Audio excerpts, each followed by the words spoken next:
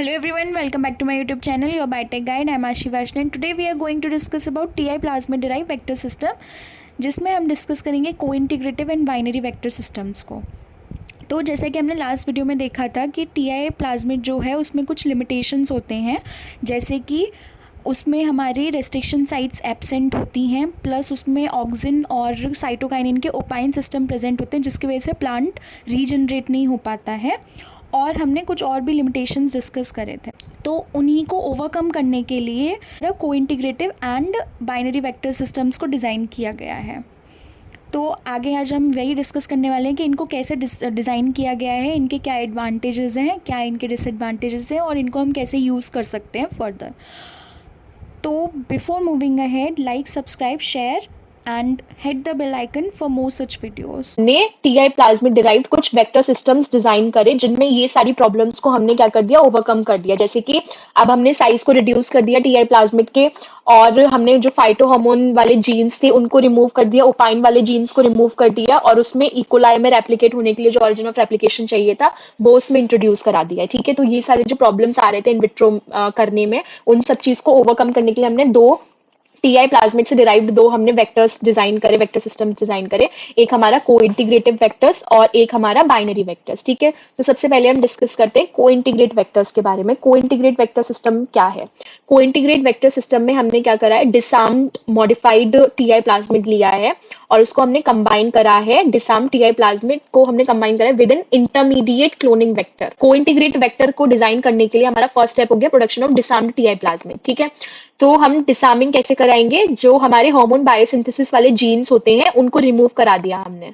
ठीक है, इसी चीज को हम कहते हैं डिसआर्मिंग। तो हमने डिसआर्म्ड हमारा टीआई प्लाज्मिड लिया और उस जगह पे जहाँ पे वो हार्मोन वाले जीन्स प्रेजेंट थे वहां पे हमने in place of that deleted DNA region हमने वहां पे बैक्टीरियल प्लाज्मिड डीएनए को इंट्रोड्यूस कराया, जो कि हमारा PBR322 जो हमारा प्लाज्मिड है उसके डीएनए को हमने उस रीजन में इंट्रोड्यूस करा दिया। डिसआर्म्ड प्लाज्मिड जो हो गया हमारा, डिसआर्म्ड टीआई प्लाज्मिड, इसको हम रिसेप्टर प्लाज्मिड कहेंगे। इसको हमने कंबाइन किसके साथ कराना है? एक इंटरमीडिएट क्लोनिंग वेक्टर के साथ में कंबाइन कराना है।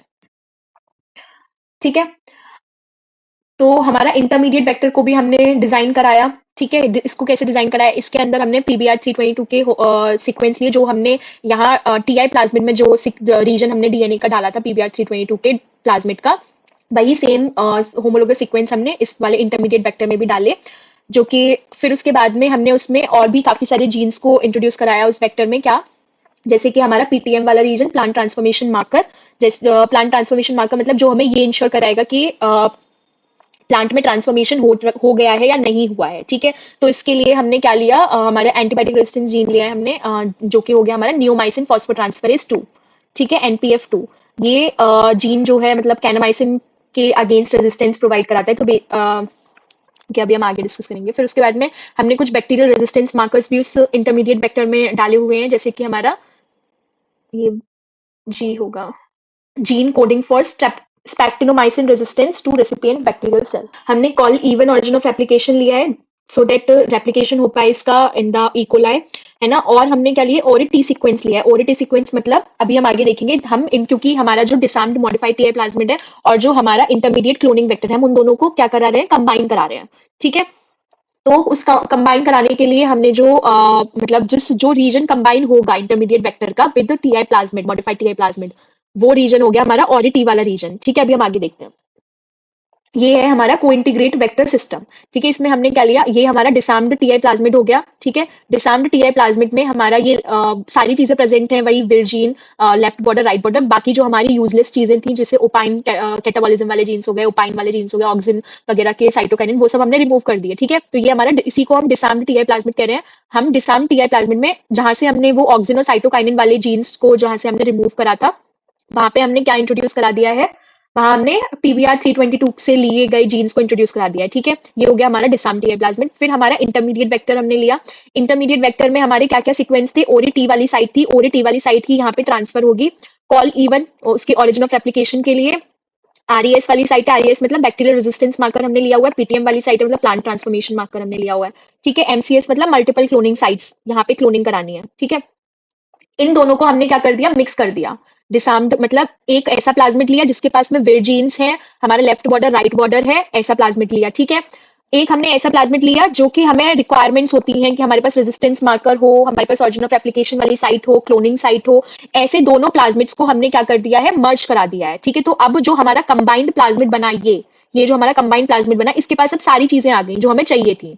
मतलब एक हमें आइडियल वेक्टर में जो जितनी भी चीजें चाहिए होती हैं वो सारी चीजें अब इसके पास में आ गई, जब हमने ऐसे दो प्लाज्मिड्स को मर्ज करा दिया। तो अब इसके पास बिर जीन्स भी आ गए, लेफ्ट बॉर्डर भी हो गया, राइट बॉर्डर भी हो गया, मल्टीपल क्लोनिंग साइट भी हो गया। मतलब ये वो वाला रीजन होगा जहां पे हम हमारे जीन ऑफ इंटरेस्ट को इंट्रोड्यूस करेंगे, मतलब टीडीएनए की जगह वाला रीजन हो गया ये। ठीक है, ये हमारे पीटीएम मतलब प्लांट ट्रांसफॉर्मेशन मार्कर हो गए। प्लांट ट्रांसफॉर्मेशन मार्कर का काम क्या है कि वो प्लांट के अंदर ट्रांसफॉर्मेशन हुआ है या नहीं हुआ है, उस बेसिस पे अगर हमें सिलेक्शन करना होगा। तो यहाँ पे जो हमने इस केस में लिया है वो कैनामाइसिन वाला लिया हुआ है। तो हम कैनामाइसिन की प्लेट पे हमारे ट्रांसफॉर्म्ड सेल्स को और अनट्रांसफॉर्म्ड सेल्स जो होंगे उसमें डाल देंगे। ठीक है, अब क्योंकि ये रेजिस्टेंस जीन इसके पास प्रेजेंट है, तो जो भी कैनामाइसिन की प्लेट पे जब हम ट्रांसफॉर्म्ड वाले हमारे डालेंगे प्लाज्मिड को, ट्रांसफॉर्म प्लाज्मिड को जब हम डालेंगे, मतलब ट्रांसफॉर्म प्लाज्मिड मतलब ट्रांसफॉर्म्ड सेल को डालेंगे, मतलब जब हमारा ये वाला डीएनए, ये हमारा पूरा वाला रीजन अगर ट्रांसफर हो चुका होगा उसमें, प्लांट के अंदर, प्लांट सेल के अंदर, ठीक है, तो हमें पता चल जाएगा कैसे कि हम उसको कैनामाइसिन वाले मीडिया में डालेंगे। जो प्लांट सेल्स ट्रांसफॉर्म हो चुके होंगे उनके पास में हमें कैनामाइसिन रेजिस्टेंस देखने को मिलेगा, मतलब वो सर्वाइव कर जाएंगे। जो प्लांट सेल्स ट्रांसफर नहीं हुए होंगे वो सर्वाइव नहीं कर पाएंगे। ठीक है, तो वो पीटीएम इस पर्पस के लिए हमने डाला है, मतलब ट्रांसफॉर्म्ड सेल्स का सिलेक्शन करने के लिए। ठीक है, फिर हमने आरईएस लिया है, बैक्टीरियल रेजिस्टेंस मार्कर। ये जो है स्पेक्ट्रोमाइसिन रेजिस्टेंस इसका एक एग्जांपल हो गया, वो ले सकते हैं। ये क्या करता है, जो हमारी रेसिपिएंट वेक्टर सेल्स हैं, मतलब अगर हमें ये देखना है, अभी हम हमारा ये प्लाज्मिड हमने ग्रो करा लिया, अब हम इसको इकोलाई में डाल देंगे ना, बेसिकली इकोलाई में, सॉरी, एग्रोबैक्टीरियम में डाल देंगे हम, ताकि इसका क्या हो सके, ट्रांसफर हो सके प्लाज्मिड का, या फिर जो भी बेसिक मैकेनिज्म चल रहा था वो करा सके हम। ठीक है, तो उस चीज को सेलेक्ट करने के लिए कि एग्रोबैक्टीरियम में ट्रांसफर हुआ है ये प्लाज्मिड या नहीं हुआ है, मतलब हमने ये हमारा प्लाज्मिड डिजाइन करा है, इसके बाद हमें किसमें, एग्रोबैक्टीरियम में डाल देना है, ताकि फिर इन्फेक्शन करा सके, फिर वो हमारा डीएनए ट्रांसफर हो जाए प्लांट के सेल में। तो इस चीज के लिए हमने क्या लिया है, इस चीज का सिलेक्शन करने के लिए कि एग्रोबैक्टीरियम सेल के अंदर ट्रांसफॉर्मेशन हो चुका है या नहीं हो चुका है, उसके लिए हमने डिफरेंट मार्कर लिया है, जो कि हमारा जिसको हम बैक्टीरियल रेजिस्टेंस मार्कर कहेंगे। ठीक है, जिनके अंदर ट्रांसफॉर्मेशन हो चुका होगा, जिन एग्रोबैक्टीरियम सेल्स के अंदर ट्रांसफॉर्मेशन हो चुका होगा, उनके अंदर हमें रेजिस्टेंस देखने को मिलेगी अगेंस्ट बैक्टीरियोमाइसिन। जिनके अंदर नहीं हुआ होगा उनके अंदर में रेजिस्टेंस नहीं मिलेगी। अब इस चीज को हम कैसे करेंगे कि हमने हमारे प्लाज्मिड को डिफरेंट डिफरेंट एग्रोबैक्टीरियम सेल्स में ट्रांसफर कराया, फिर उसके बाद में ट्रांसफर कराने के बाद में हमने क्या किया, हमारी जो भी एग्रोबैक्टीरियम सेल्स थी, जो जिनके अंदर प्लाज्मिड ट्रांसफर हुआ है, जिनके अंदर नहीं हुआ है, उन सबको हमने स्पेक्ट्रोमाइसिन कंटेनिंग मीडिया पे ग्रो कराया। ठीक है, अब जो एग्रोबैक्टीरियम सेल सर्वाइव कर जाएंगे, इसका मतलब उनके अंदर प्लाज्मिड ट्रांसफर हो चुका है, जो नहीं कर पाएंगे उनके अंदर प्लाज्मिड ट्रांसफर नहीं हुआ है। ठीक है, ये सब हो गया। अब ओरी टी वाला रीजन हमने क्या बताया था, जो यहाँ पे ये ट्रांसफर हुआ है, transfer of intermediate vector from E coli to agrobacterium. ठीक है, इकोलाई से ये इकोलाई में था ये हमारा इंटरमीडिएट वेक्टर, इसका ट्रांसफर हो गया यहाँ पे। ठीक है, उसका भी हमने ट्रांसफर कराया। तो ये था हमारे कोइंटीग्रेट वेक्टर के बारे में।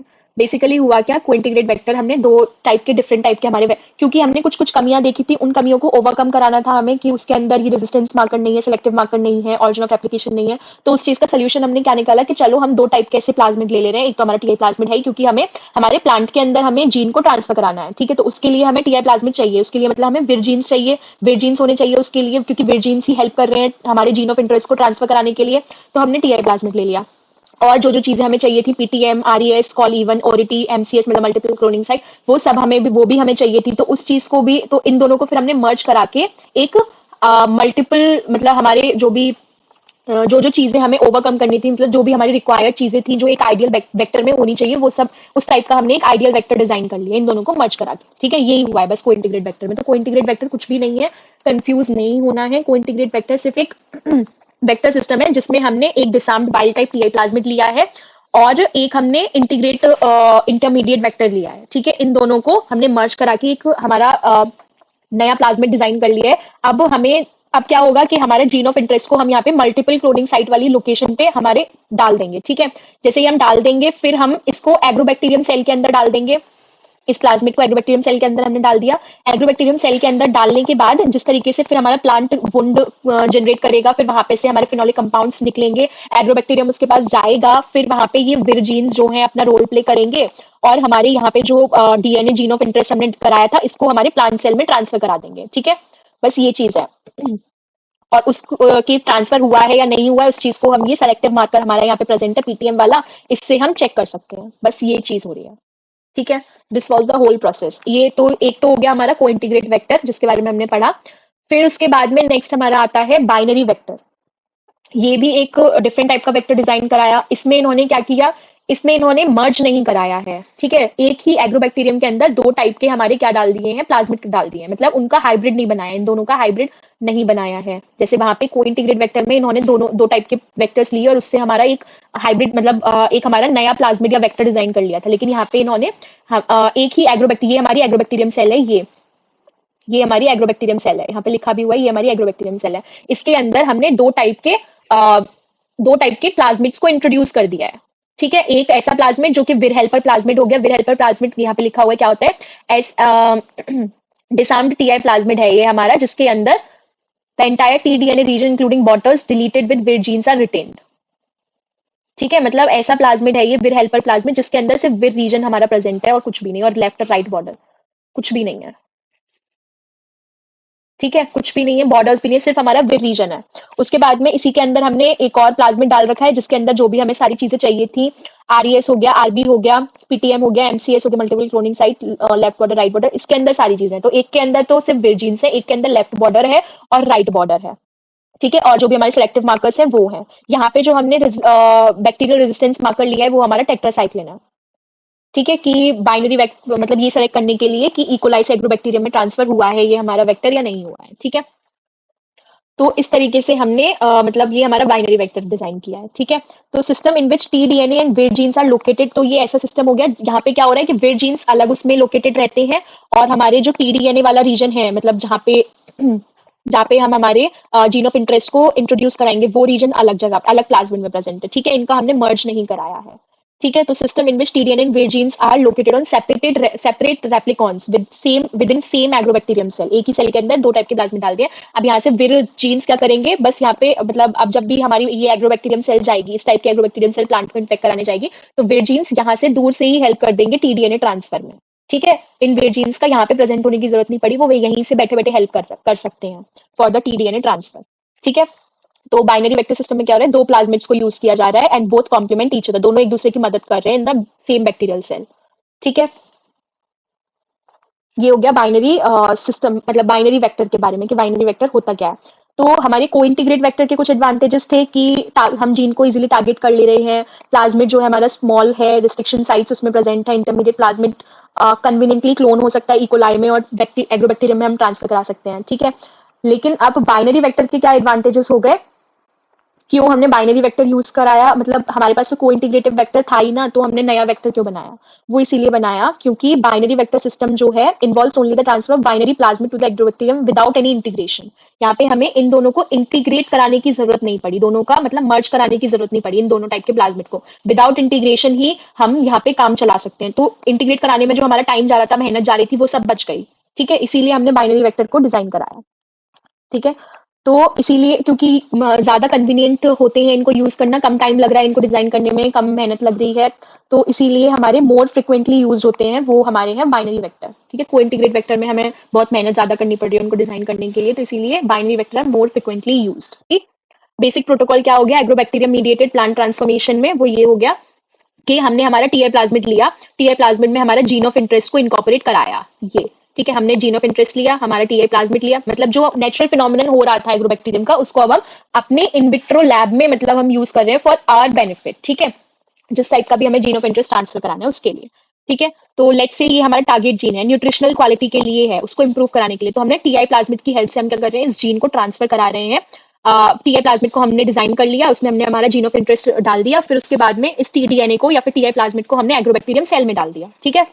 एग्रोबैक्टीरियम सेल में डालने के बाद हम क्या देखेंगे कि ये हमारा नॉर्मल प्लांट था, ठीक है। अब ये एग्रोबैक्टीरियम में हमने डाल दिया है, तो हम प्लांट और हमारे एग्रोबैक्टीरियम ट्यूबरफेसेंट सेल्स को हम किसमें प्लांट के साथ में हम को-कल्चर करेंगे, ठीक है। मतलब हमने प्लांट लिया, ये हमने प्लांट लिया, दोनों को हम एक मीडिया में कल्चर कर रहे हैं सो दैट क्या हो वहाँ पे ये जो एग्रोबैक्टीरियम है वहाँ पे इन्फेक्ट करा सके प्लांट सेल्स को, ठीक है। तो हमने दोनों को को-कल्चर करा, लीफ डिस्क एंड एग्रोबैक्टीरियम ट्यूबरफेसेंट को एक ही प्लेट में, ठीक है। फिर हमने जब हमारा अब हमें देखना है कि ट्रांसफॉर्मेशन हुआ है या नहीं हुआ है प्लांट की सेल्स के अंदर, तो जो हमारी ट्रांसफॉर्म सेल्स थी और अनट्रांसफॉर्म्ड में हमने टोटल सारी सेल्स ली, जैसे कि इन सेल्स के अंदर सिर्फ ट्रांसफॉर्मेशन हो गया है ये ठीक है, इनके अंदर हमारा ट्रांसफॉर्मेशन हो गया, और ये जो बड़ी वाली थी जिनमें ब्लैक ब्लैक नहीं दिख रहा है हमें, इनके अंदर ट्रांसफॉर्मेशन नहीं हुआ है। तो अब हमें सिलेक्शन करना पड़ेगा। सिलेक्शन करने के लिए हमने क्या लिया, सिलेक्टिव मीडिया लिया। सिलेक्टिव मीडिया में हम क्या ले सकते हैं, जैसे कि हमने प्रीवियसली 2 एग्जांपल देखे, बाइनरी वेक्टर में हम क्या ले रहे थे एज अ सिलेक्शन मीडिया, हम ले रहे थे एंटीबायोटिक रेजिस्टेंस स्पेक्ट्रोमाइसिन वाला,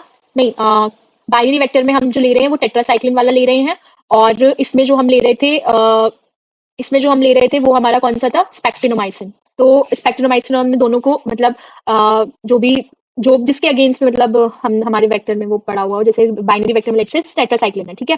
तो टेट्रासाइक्लिन कंटेनिंग मीडियम पे हमने हमारे इसको ग्रो कराया। ग्रो कराने के बाद अब हमने क्या देखा, जो हमारी ट्रांसफॉर्म सेल्स होंगी वो तो टेट्रासाइक्लिन के लिए रेजिस्टेंस होंगी, तो वो हमारी सिर्फ रह गई, और बाकी की जो अनट्रांसफॉर्म थी उनकी डेथ हो गई, ठीक है। इस तरीके से हमने सिलेक्शन कर लिया हमारे कल्चर का। फिर हमने जो हमारी ट्रांसफॉर्म सेल्स थी, मतलब जो लीव्स थी ट्रांसफॉर्म, उनसे हमारा क्या बनाया, होल प्लांट में हम उनको रीजनरेट कर रहे हैं, ठीक है। तो उन सेल्स को हमने फिर जैसे हम माइक्रोप्रोपिगेशन वगैरह सारी चीजें करते हैं, उस तरीके से हमने ग्रोइंग कल्चर मीडियम में रख दिया, ताकि उनसे कैलस फॉर्मेशन हो, फिर उसके बाद में होल प्लांट रीजनरेट हो। तो ये इस तरीके से हमारा जो प्लांट प्रोड्यूस हुआ वो ट्रांसफॉर्म्ड प्लांट प्रोड्यूस हुआ, ठीक है। तो इसके भी स्टेप्स लिखे हुए हैं कि पहले हमने क्या कराया, development of Agrobacterium carrying the cointegrate, और या तो मतलब एग्रोबैक्टीरियम ऐसा डेवलप कराया जिसके अंदर या तो कोइंटीग्रेटिव वेक्टर है या फिर बाइनरी वेक्टर है, ठीक है, विद द डिजायर्ड जीन, है ना। फिर उसके बाद में हमने सुटेबल एक्सप्लांट का सिलेक्शन करा, जिसको भी हमें मतलब कल्चर करने के लिए, प्लांट रीजनरेट करने के लिए क्या एक्सप्लांट हमें लेना है, उसको हमने सेलेक्ट करा। फिर उसके बाद में हमने दोनों का को-कल्चर कराया हमारे एक्सप्लांट का विद एग्रोबैक्टीरियम के साथ में, ठीक है। फिर हमने क्या करा, एग्रोबैक्टीरियम जिनके पास में सुटेबल एंटीबायोटिक के लिए रेजिस्टेंस थी वो हमारे सर्वाइव करके, मतलब सिलेक्शन करा हमने, ठीक है, without harming the plant tissue. फिर उसके बाद में selection of transform plant cells and then regeneration of whole plants, ये हमारे स्टेप्स थे। तो आज के लिए बस इतना ही, मिलते हैं नेक्स्ट वीडियो में, जिसमें हम डिस्कस करेंगे virus mediated gene transfer methods and other gene transfer methods for plants. Thank you for watching.